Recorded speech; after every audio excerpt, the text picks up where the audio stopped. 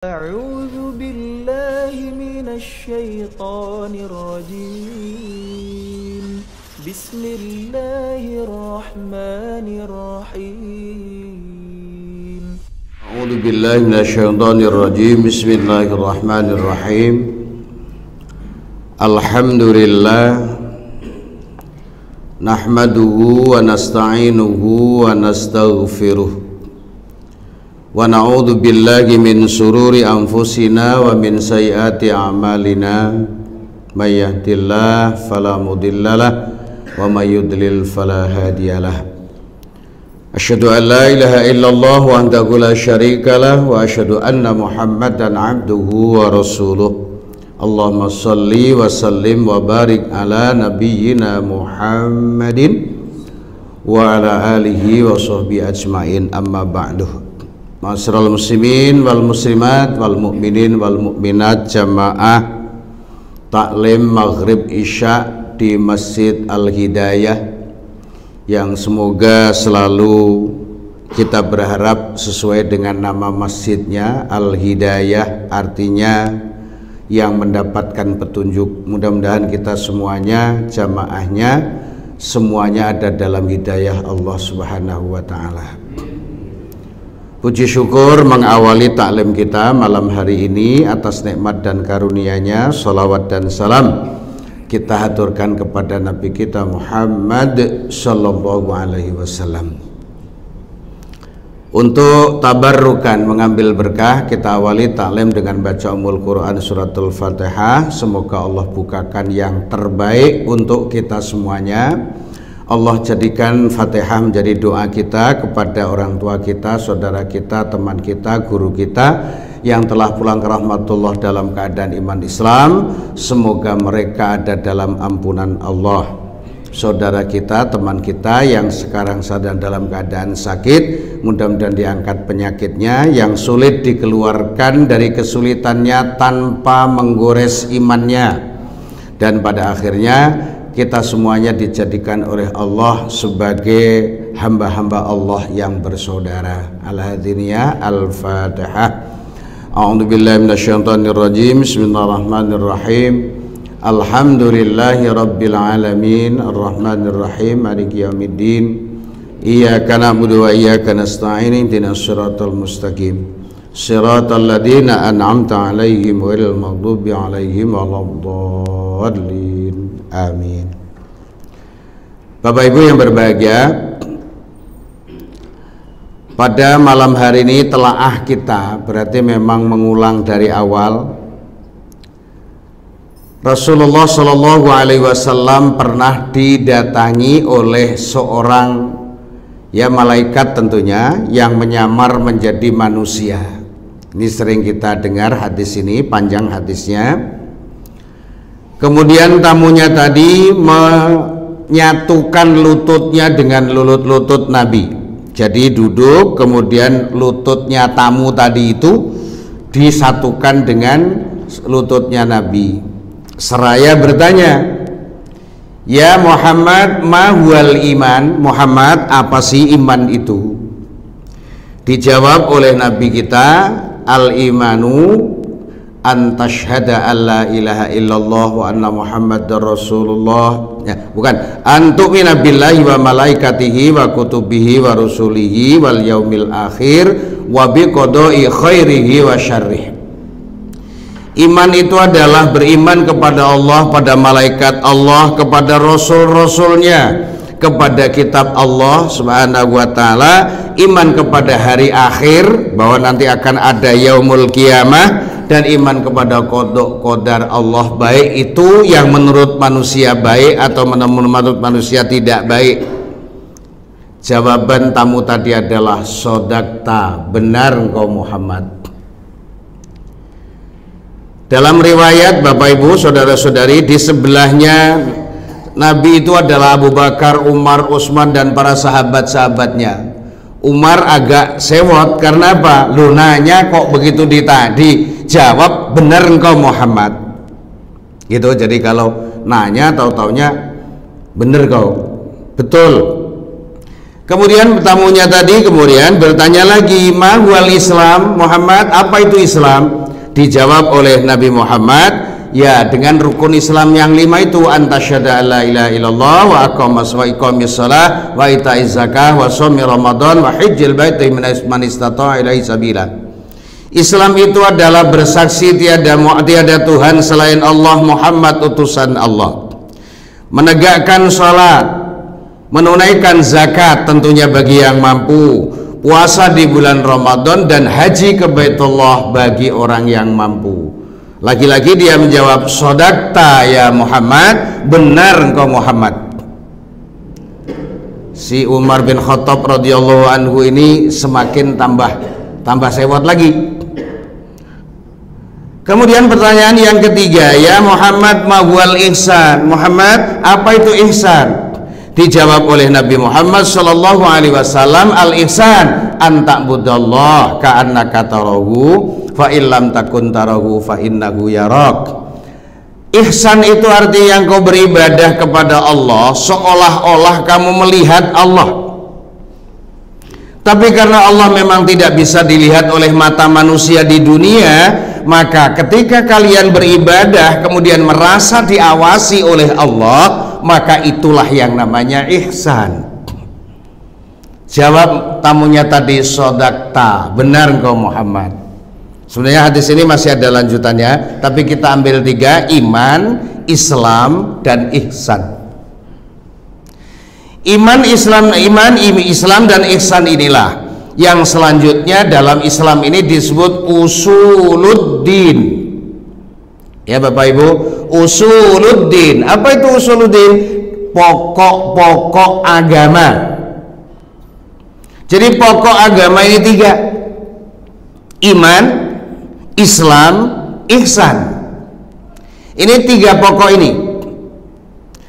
Kalau Bapak Ibu saudara-saudari pernah atau bahkan sering membaca surat Al-Baqarah ayat 208, ya ayyuhalladzina amanu taqullah, ya ayyuhalladzina amanu dkhulu fis silmi kaffah wa la tattabi'u khutuwatis syaitan innahu lakum aduwwum mubin. Wahai orang-orang yang beriman, masuklah ke dalam Islam secara kafah, secara totalitas, secara keseluruhan. Ini yang dimaksudkan adalah pokok usuluddin ini. Masuk ke dalam Islam dengan imannya, dengan Islamnya, dan dengan ihsannya. Bahasa sekarang 3 ini, iman, Islam, dan ihsan itu adalah 3 in 1. Ya Pak ya, 3 in 1. 3 yang harus disatukan, 3 yang menyatu. Jadi nggak bisa dipisahkan antara iman dipisahkan dengan Islam. Iman dan Islam nggak bisa dipisahkan dengan ihsan. Ihsan nggak bisa dipisahkan dengan iman dan seterusnya. Pokoknya namanya 3 in 1. La Islam, belum termasuk orang itu masuk Islam secara kafah kalau dia belum memasuki Islam dari imannya, dari Islamnya, dan dari ihsannya. Nah, iman, Islam, ihsan ini Bapak Ibu, tanpa kita sadari, saya, Bapak, Ibu, saudara-saudari sekarang duduk di Masjid Al-Hidayah ini, 3-tiganya ini mesti harus kita bawa. Kita duduk di sini dengan membawa iman. Artinya apa? Kita tetap beriman pada rukun iman yang 6. Kita duduk di masjid karena apa? Kita yakin Allah itu ada. Di sekitar kita ada malaikat yang mengawasi kita. Bapak Ibu bisa baca surat Ar-Ra'd ayat 11. Lahu mu'aqibatum min bani yadayhi wa min khalfihi yahfadunahu min amrillah. Setiap manusia itu dikawal oleh malaikat. Malaikat itu atas perintah Allah Subhanahu wa taala mengawal manusia, termasuk kita. Rukun iman ini masih iman. Bapak Ibu, saudara-saudari sekarang duduk dalam ibadah. Ya, duduk adalah ibadah. Membawa keislaman kita, ketundukan kita, ketaatan kita kepada Allah Subhanahu wa taala.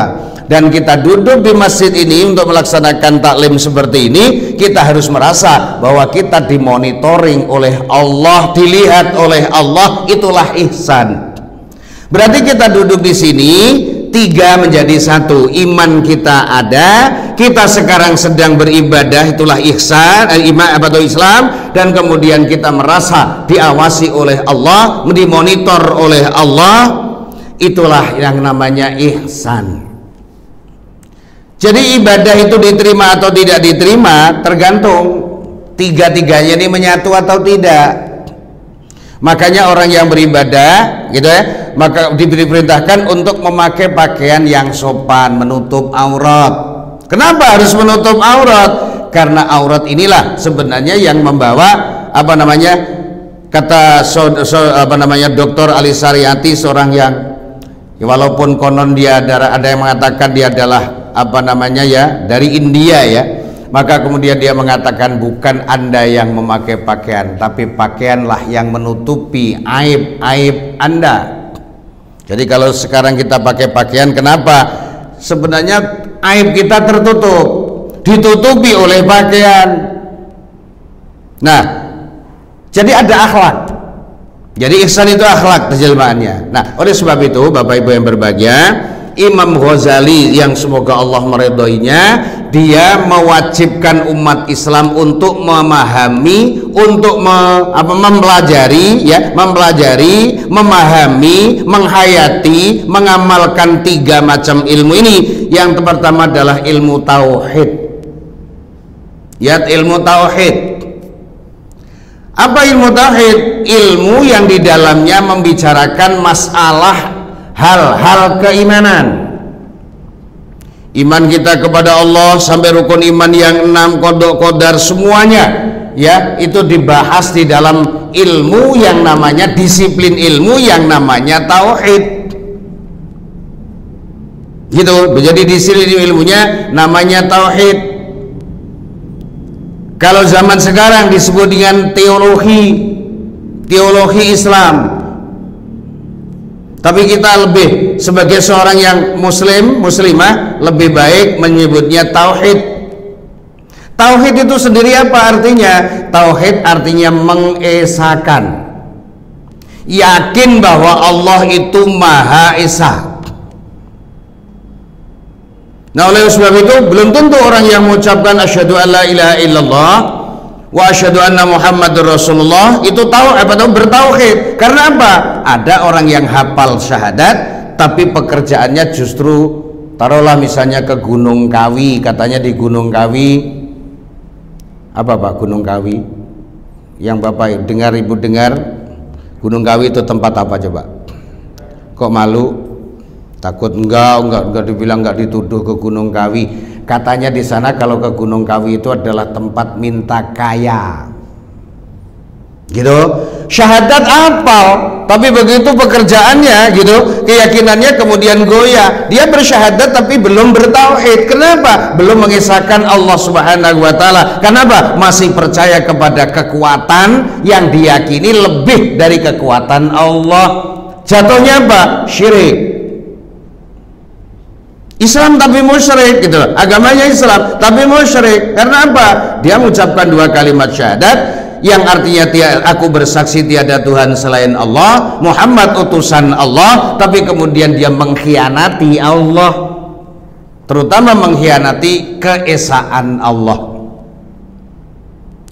Yang kedua, kata Imam Ghazali, kita sebagai orang muslimah itu harus mempelajari ilmu yang disebut dengan ilmu fikih. Fikih, Pak.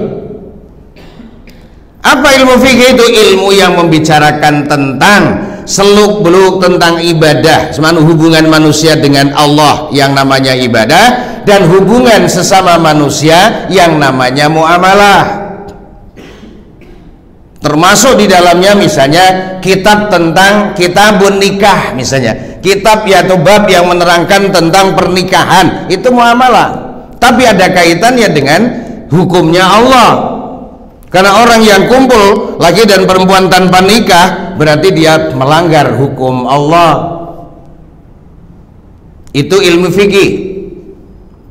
Makanya Di Indonesia ini kalau Bapak Ibu mencoba ke toko buku, yang paling banyak itu ilmu fikih. Ya, ilmu fikih sekarang.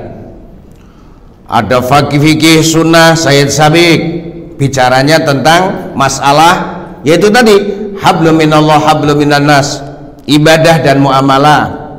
Ada fikih Syafi'i, ada fikih banyak sekali kitab-kitab fikih itu.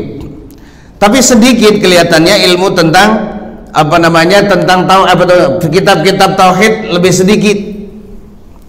Ya, oleh sebab itu maka kemudian kita sebagai seorang muslim harus mendalami ilmu tauhid yang bicara masalah tentang keimanan. Sebagai seorang muslim muslimah wajib memahami ilmu fikih yang bicara masalah ibadah kepada Allah, hablum minallah dalam bentuk ibadah kepada Allah, dan juga termasuk di dalamnya muamalah.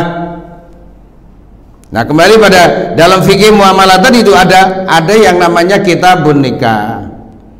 Itu hubungan kita sama manusia. Kitabul buyu, kitab yang menerangkan tentang bagaimana aturan jual beli dalam Islam. Itu semuanya adalah muamalah. Yang ketiga, kata Imam Ghazali, ilmu yang harus dipelajari oleh setiap umat Islam adalah ilmu tasawuf, yang pengembangan daripada ihsan, yang lazim di dalam masyarakat kita disebut ilmu akhlak. Ilmu akhlak itu sebenarnya adalah ilmu yang melengkapi daripada keimanan dan keibadah kita kepada Allah Subhanahu wa taala. Sebab orang yang beriman gitu, beribadah, ibadahnya rajin tapi nggak punya sopan santun, belum termasuk kategori, belum masuk Islam secara kafah. Udkhulu fis silmi kafah, belum. Rajin ya, katanya orang iman, rajin ke masjid, tapi kemudian dia kalau ngomong kasar, bohongin orang, nipu orang, gitu ya. Maka di dalam ilmu ihsan itu termasuk kita diperintahkan oleh Allah untuk jujur. Itu adalah bagian daripada ilmu tentang ilmu tasawuf, ilmu akhlak, sabar, syukur, malu, itu bagian daripada bahasan-bahasan di dalam ilmu akhlak atau ilmu tasawuf. Tiga disiplin ilmu inilah maka kemudian harus menyatu.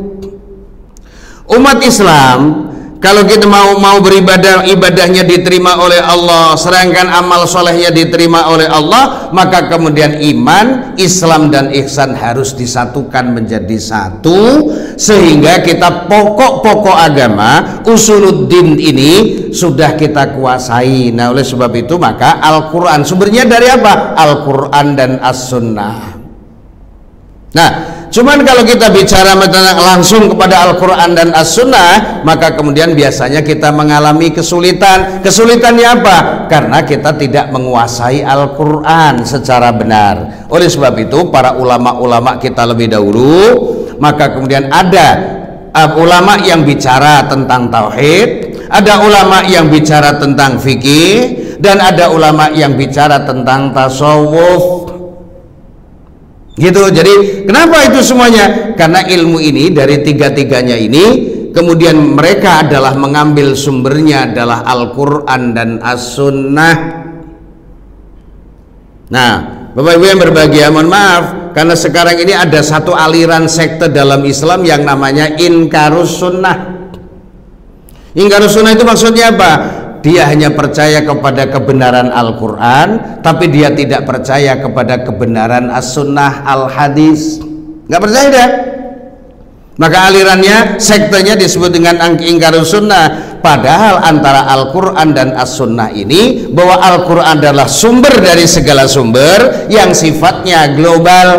Dalam bahasa usul fikih namanya ijmal, global.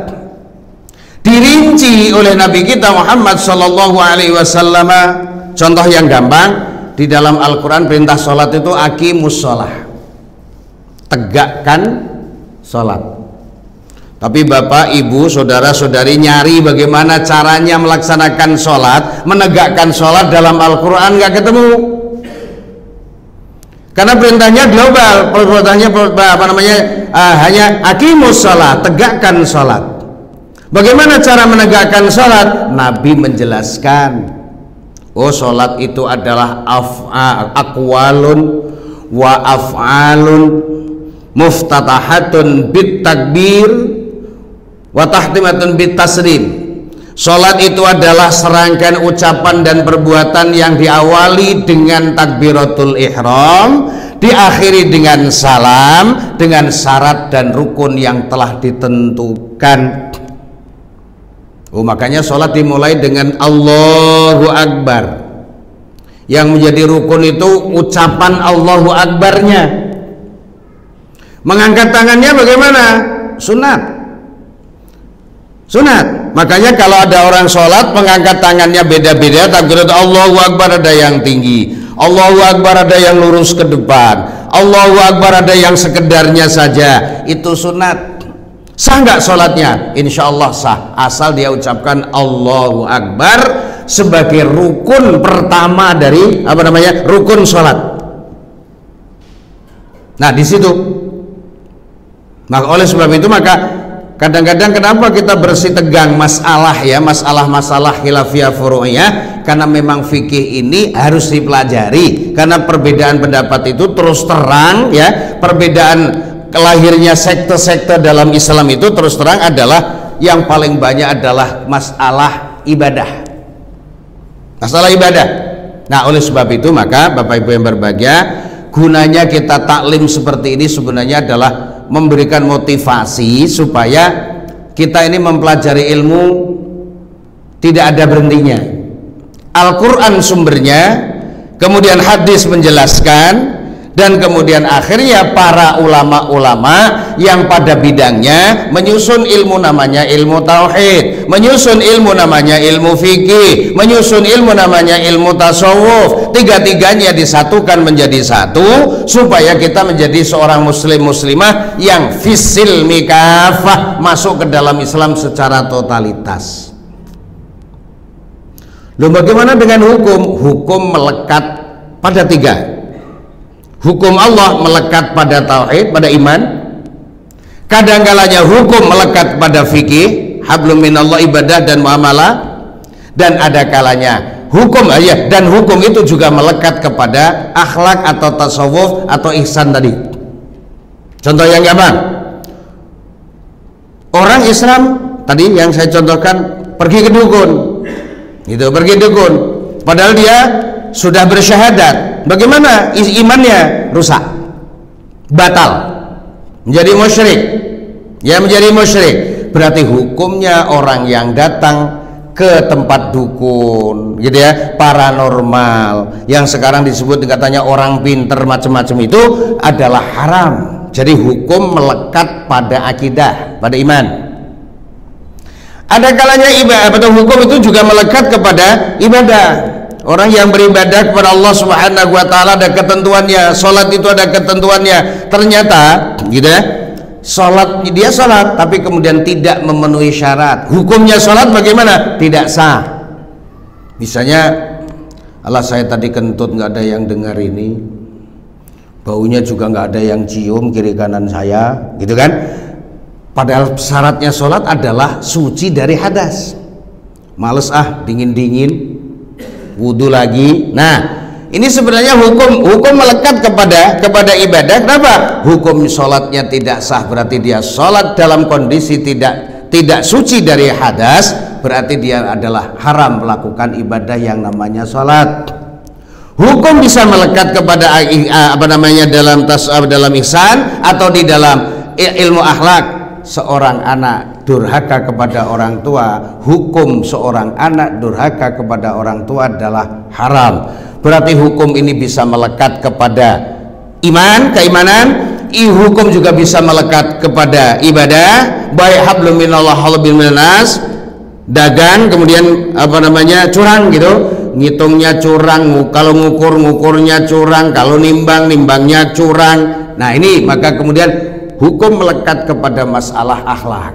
Nah oleh sebab itu tiga disiplin inilah Imam Ghazali menyatakan yang disebut dengan thalabul ilmi faridatun ala kulli muslimin wa muslimatin, terutama adalah 3 disiplin ilmu: ilmu tauhid, ilmu fikih, dan ilmu tasawuf. Bapak Ibu yang berbahagia, 3 disiplin ilmu inilah, 3 hal inilah sebenarnya yang harus kita pelihara. Kita diperintahkan oleh Allah untuk mengistiqomahkan diri kita di dalam 3 bidang ini: istiqomah dalam iman, istiqomah dalam ibadah, dan istiqomah kita di dalam berakhlak. Nah, oleh sebab itu maka kenapa Allah perintahkan kita untuk istiqomah? Karena ada manusia yang tipenya beda. Manusia ini Allah yang berfirman, coba Bapak Ibu misalnya yang punya HP bisa di-download Al-Quran, bisa dilihat dalam surat Al-Hajj ayat 11. Wa minan nasi may ya'budullaha la harf fa in asabahu khairun itma'anna bih wa in asabathu fitnatun inqalaba ala wajhihi khasirat dunya wal akhirah wa dzalika huwal khusranul mubin. Ada tipe manusia, kata Allah nih, yang mau dekat dengan Allah, menjalankan agama, apakah imannya, apakah Islamnya, apakah ihsannya, dia hanya di tepi-tepi saja, di pinggir-pinggir saja. Artinya tidak apa namanya ya, belum masuk secara benar dalam Islam. Ketika mereka mendapatkan hal yang baik, tenang dia. Tapi ketika dia diuji oleh Allah, inqalaba ala wajhihi, dia balik ke belakang. Artinya apa?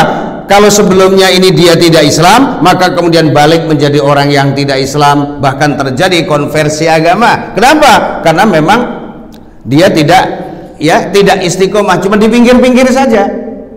Ketika mendapat kebaikan, maka kemudian dia tenang, imannya mapan, sholatnya rajin, temperamennya terukur, ya, temperamennya tidak temperamental gitu, tidak suka marah, orang salah dimaafkan, dia sabar, dia bersyukur. Nah gitu. Tapi begitu dia mendapatkan ujian dari Allah, kemudian ada yang mental. Karena apa? Karena dia tidak istiqomah di dalam iman, Islam, dan ihsannya. Belum masuk secara totalitas ke dalam 3 komponen ini. Bahkan di dalam hadis qudsi Allah menyebutkannya ada 4 tipe hambanya nih. Wa inna min ibadi man la yasluhu imanahu illa bil ghina walau afqartuhu la kafar. Ada tipe hambaku, ini Allah yang berfirman, Pak. Bukan temuan dari YouTube loh, bukan. Ya, bukan temuan dari Facebook juga dan sebagainya. Dari hadis qudsi. Sebagian hambaku ada yang dekat kepadaku, iman Islamnya dan ihsannya mapan ketika dia kaya, duitnya banyak. Walau afqartuhu la kafar, ketika saya jadikan dia sebagai orang yang fakir, saya kurangi hartanya, maka dia menjadi orang yang ingkar. Loh, kenapa? Karena dia ala harf tadi itu, dia tidak masuk ke dalam Islam, masuk ke dalam Islam tapi cuma di pinggir-pinggir saja. Ada yang sebaliknya, wa inna min ibadihi man la yasluhu imanahu illa bil faqri walau aghnaytuhu la kafar. Ada juga tipe yang sebaliknya, ada hambaku yang dekat kepadaku, iman, Islam, ihsannya mapan ketika dia dalam keadaan fakir, nggak punya duit.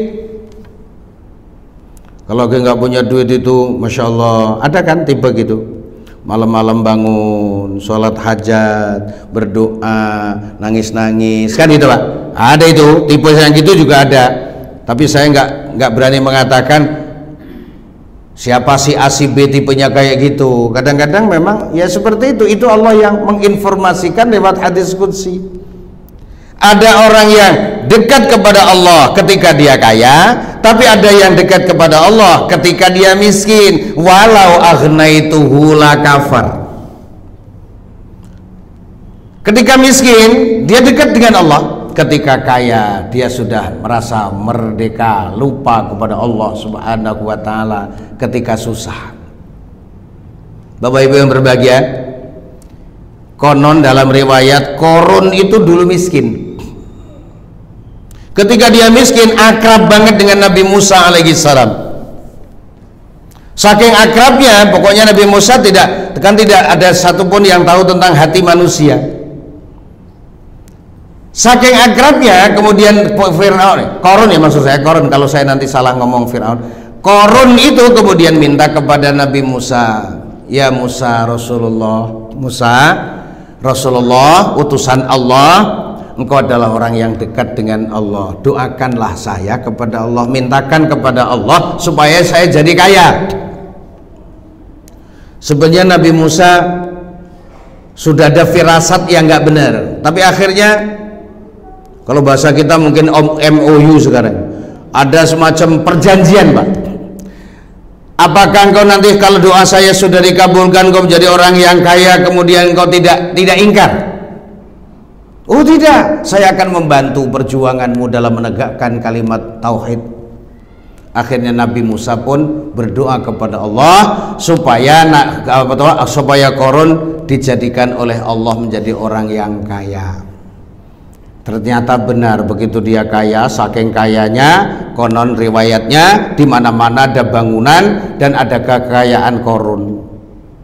Sampai anak kuncinya loh, nih bukan gemboknya loh, anak gemboknya itu nggak dipikul orang, pakai keledai. Saking kayanya Korun. Tapi ternyata setelah kaya dia lupa kepada Nabi Musa. Bukan sekedar lupa, bahkan dia memfitnah Nabi Musa. Salah satu di antara gundiknya, gitu ya, kalau bahasa sekarang nih, saya nggak ngerti nih bahasa gundik itu apa sih, Pak? Istri selir ya, Pak ya. Ada yang hamil, dikasih tahu, istriku, kalau kamu berani mengatakan kepada masyarakat di lapangan yang luas bahwa bayi yang kamu kandung itu adalah perbuatan Musa, akan saya kasih separuh dari hartaku. Begitu, Pak. Nah kalau ibu-ibu kan, waduh, separuh harta Korun berapa itu, Pak? Gitu ya. Akhirnya benar dia mengatakan bahwa bapak ibu, kalau bahasa Pondok Bambu nih, bahasa ibu bayi yang berbahagia, ketahuilah bahwa bayi yang saya kandung ini adalah hubungan saya dengan Musa. Nabi Musa itu termasuk Nabi Ulul Azmi, Nabi yang sangat sabar, Pak. Tapi saat itu dia sudah merasa difitnah oleh Korun, maka kemudian dia pun tidak kuat lagi. Akhirnya dia berdoa, ya Allah, dulu aku pernah minta kepada Engkau ya Allah supaya Kau berikan kekayaan kepada Korun, tetapi sekarang dia menyalahgunakan kekayaannya. Sekarang saya mohon kepada Engkau ya Allah, ambil seluruh harta Korun yang Kau berikan kepada Korun. Konon semua bumi di mana ada harta Korun kemudian terbelah, gitu ya, Pak, terbelah, dimakan. Kesimpulannya harta Korun ditelan bumi. Sampai sekarang ada orang bilang kalau dia menemukan harta terpendam namanya harta Korun, gitu loh, Pak. Sebenarnya situ. Nah, ini menunjukkan bahwa tidak stabilnya imannya Korun itu. Dulu ketika dia miskin dia beriman, tapi begitu kaya malah justru memfitnah orang yang mendoakan dia menjadi orang yang kaya. Tipe ketiga, wa inna min ibadi man la yasluhu imanahu illa bisihhati walau asqamtuhu la kafar. Ada hambaku yang memang punya tipe, dia dekat kepadaku ketika dia sehat gitu, waduh, dia dekat dengan Allah. Walau asqamtuhu la kafar, tapi ketika aku uji dengan sakit, maka dia pun berbalik ingkar kepada Allah. Terlalu banyak orang sekarang seperti itu. Dikit sakit dikit aja yang disalahkan, semua orang disalahkan, bahkan cenderung menyalahkan Allah. Katanya Allah adil, katanya Allah itu bijaksana, katanya Allah kok saya dikasih penyakit gitu, Masya Allah. Nah ada yang sebaliknya, wa inna min ibadillah man la yasruhu imanahu illa bil bisaqami walau ashahtuhu lakafar. Ada sebagian hambaku yang dekat denganku ketika dia sakit, sembuh dari sakit, merdeka.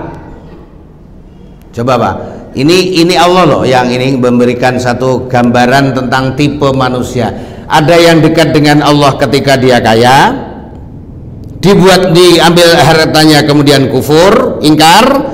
Ada yang sebaliknya, dia dekat dengan Allah ketika dia miskin, fakir, begitu dikasih kekayaan lupa kepada Allah.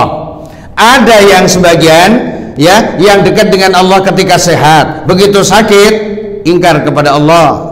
Ada yang sebaliknya, ada yang ketika sakit dia dekat dengan Allah, istighfar terus waktu sakit, begitu sudah sembuh, wah merdeka. Nah, Allah menyatakan dalam surat Al-Hajj tadi ya, surat Al-Hajj 11 ya Pak ya tadi ya, ada yang lihat belum tadi? Dzalikal khusran, orang yang seperti itulah orang yang rugi. Wadzalika huwal khusranul mubin, dan dia adalah orang yang rugi yang sangat nyata. Kalau begitu bagaimana? Dalam keadaan kaya kita bersyukur kepada Allah, dalam keadaan kurang duit kita sabar bahwa itu adalah sadar, itu ujian dari Allah. Dalam keadaan sehat kita dekat dengan Allah, dalam keadaan sakit kita dekat dengan Allah. Itulah yang disebut dengan istiqomah. Nah, oleh sebab itu Allah janjikan nih dalam surat Fussilat ayat 330, sering kita dengar nih, innal ladzina qalu rabbunallah summastaqamu tatanazzalu alaihimul malaikatu alla takhafu wa la tahzanu wa abshiru bil jannati allati kuntum tu'adun. Sesungguhnya orang-orang yang mengikrarkan dirinya Tuhanku adalah Allah, kemudian istiqomah dalam imannya, istiqomah dalam ibadahnya, istiqomah dalam akhlakul karimahnya, tatanazzalu alaihimul malaikah, Allah turunkan malaikat. Apa yang diberi para malaikat? Allah takhafu, hai orang-orang yang beriman dan istiqomah dalam 3 hal tadi, jangan merasa takut, jangan cemas, dan bahkan akan diberitahukan kepada orang yang iman dan istiqomah itu bahwa akan mendapatkan surga yang telah disediakan oleh Allah Subhanahu wa taala. Oleh sebab itu maka marilah kita masuk Islam secara kafah, Islam dalam iman, Islam dalam ibadah kepada Allah, rukun Islam, dan kemudian Islam dalam berakhlakul karimah. Kita tinggalkan yang bertentangan dengan itu semuanya, insya Allah kita termasuk orang-orang yang meraih martabat takwa di sisi Allah Subhanahu wa taala. Karena sudah Isya ya Pak ya. Jadi ya ini mudah-mudahan kita semuanya diberikan kesehatan yang sempurna, hidayah akan tetap melekat dari kita, karena sekarang banyak orang-orang yang kehilangan hidayah, bukan kehilangan masjid hidayah al-hidayah Pak, kehilangan hidayah dari Allah Subhanahu wa taala, sehingga berilmu tapi melenceng ilmunya ya, perkataannya, tindakannya, keputusannya, fatwanya. Semoga kita diberikan hidayah dan taufik dari Allah yang langgeng, sehingga iman kita, Islam kita, ihsan kita bawa sampai mati. Dan kalau seperti itu berarti kita mati husnul khotimah. Demikian, mudah-mudahan ada hikmah manfaatnya. Kurang dan maaf, kita tutup dengan doa kafaratul majelis. Subhanakallahumma wa bihamdika asyhadu an la ilaha illa anta astaghfiruka wa atubu ilaik. Assalamualaikum warahmatullahi wabarakatuh. Alhamdulillah.